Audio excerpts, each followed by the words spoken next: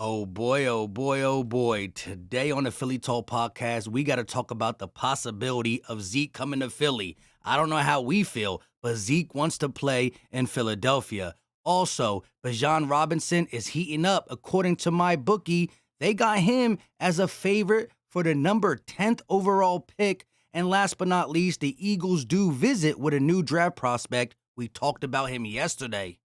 This is Philly Talk with Philly Mike. Talking sixes in the bird gang, that's our life. Competition, we ain't scared, yeah, that's what we like. Win or lose, you know we showing up and we gon' fight. You see we strive for the sky every day that go by. And every single week we screaming fly, Eagles fly. This is Philly Talk with Philly Mike, yeah. This is Philly Talk with Philly Mike, yeah. What is going on, everybody? I go by Philly Mike, and this is the Philly Talk podcast, and today we got a lot to get into. I got to hear how y'all feel about this one, but before we get into it, help your boy out. Hit that like button, subscribe if you are new, and ding the bell so you know when we go live or drop these videos. Shout out to everybody who hits that like, and shout out to Notification Gang. But let's get into it. So Adam Schefter reports that Ezekiel Elliott, former running back of the Dallas Cowboys, said that he has narrowed down his options to the Eagles, the Jets, and the Bengals. If these are his options, I'm thinking he spoke to the teams, the Jets, the Bengals, and the Eagles. Now, I know LB was talking about Ezekiel Elliott being the power back behind this offensive line with the changeup and Kenny G, maybe Rashad Penny. But Penny's no slouch. If he's healthy, again, if he's healthy, he's 225. He can bang in between the tackles, and Kenny G can find the end zone. I understand we want to stop running Hurts for dumb things. He's always going to be a part of the run game, but unnecessary runs, I agree. Chill with that. Zeke last year, though, 3.8 yards a carry while sharing the ball. That doesn't float my boat. Now, you could say that he was injured, and that's why. Okay. If he was injured, and that's why, then I give that a rest. But still, 3.8 in the back of my head, him being an ex-Cowboy in the back of my head. And what's the price? What is the price? The Eagles now have $13.9 million in cap space. Remember, we got to sign our rookies, $8 or $9 million.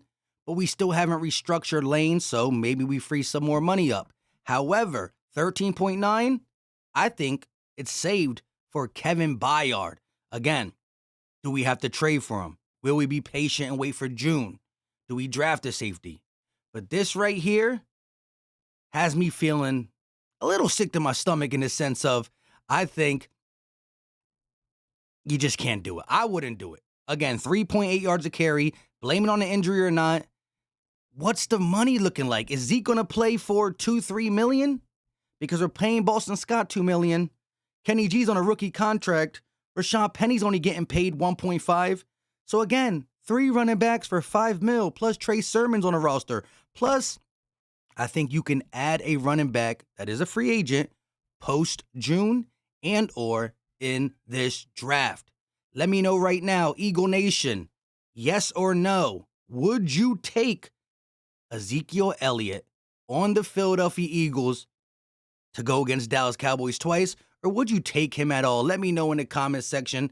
I got to hear from y'all. I really got to hear from y'all on this. My answer is no. If we did it, I'll have to look on the bright side if there is a bright side. But again, right now, 3.8. The only thing that makes me feel a little bit better on that 3.8 is he was injured and he was still playing. Credit his heart. But still, 3.8 is 3.8. Let's look at the draft prospect that visited Philadelphia today. Iowa edge rusher Lucas Van Ness is visiting the Eagles. We talked about him yesterday.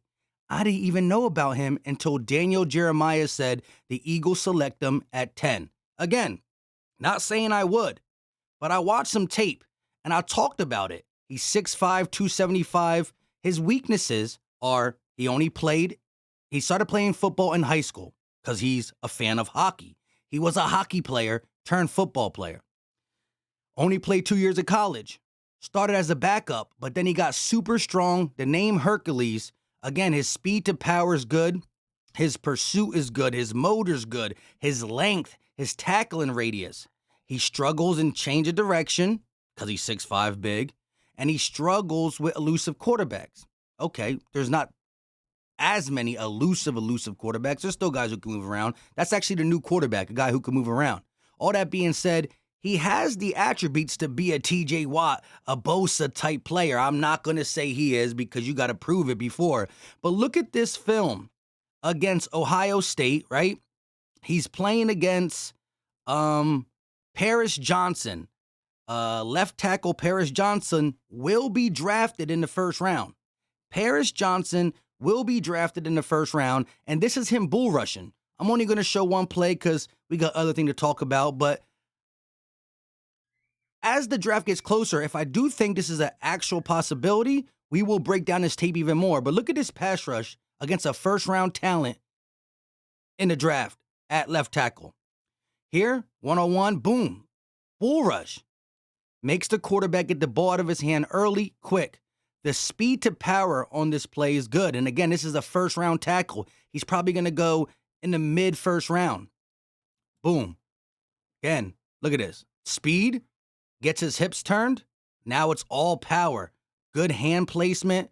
Just driving him back. Now, this is a first-round tackle trying to keep his footing, but Hercules is his nickname, and he's too strong. Too strong. Driving him back, forcing the pass out early, and it was an incomplete. 6'5", 275. 272 if you want to be exact. The Eagles are visiting with him for a reason. He can play inside, too. You know, two birds, one stone, depending on who else we do in the next couple years, edge or D tackle. Now, I do want to talk about bookies.com having Bijon Robinson, the favorite to be picked by the Eagles at number 10. But look at this. A lot of things are tied for plus 400. Bijon Robinson, plus 400 odds, the Eagles take him at 10. The field, meaning the rest of the draft, that means offensive linemen, defensive linemen, D tackles, cornerbacks, safeties.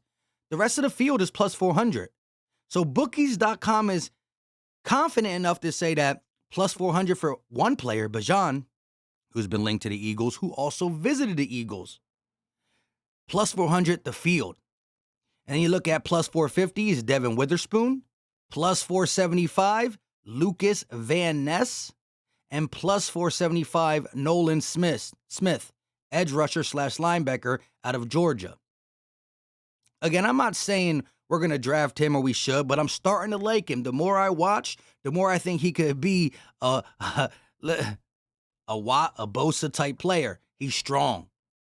Does it worry me he played hockey first and came into football late and, you know, he's a little bit wet behind the ears and just playing college and high school ball? Yeah, but talent is talent. But my bookies will always keep Bijon Robinson in the back of their head because, you know, on Daniel Jeremiah's mock, he had Bijon Robinson going to the New England Patriots at 14. So again, 14-10, it's a difference, I know. And the Eagles are not known for drafting a running back, but Howie Roseman could be doing this thing differently. And I am not for picking him at 10, but I'm not necessarily against it because the more I see of this kid, I love. Now, there are some other running backs. We are going to do a running back video breaking down him and my top 3 that are not named Bijon Robinson. And if I can give you a good enough point for the other 3, y'all let me know. And we'll bring film in that video. Bijon film and the other 3 running backs I want to talk about film. All right? Let me know your thoughts in the comment section, Eagle Nation. I go by Philly Mike. Let me know about Bijon. Let me know about Van Ness. And please let me know about Ezekiel Elliott. Good, bad, ugly, sad. Agree to disagree on this channel. I understand why you would want him power back, complimentary, but I don't see him taking less money. He's a stinking Dallas Cowboy. And I just got to say no. He could prove me wrong. Say we do get him and he balls out. I'll admit I was wrong. And I'll also admit that the big part of me was he's a Cowboy and the 3.8 yards a carry. That's the biggest part of saying no. 3.8 yards a carry. Probably going to cost $3 to $5 million. And he's a stinking Cowboy. Let me know your thoughts in the comment section. Once again, help your boy out by hitting that like, subscribe if you are new, and ding that bell. Need notification gang to help out with YouTube playing your boy. Until next time, you know what time it is. We out.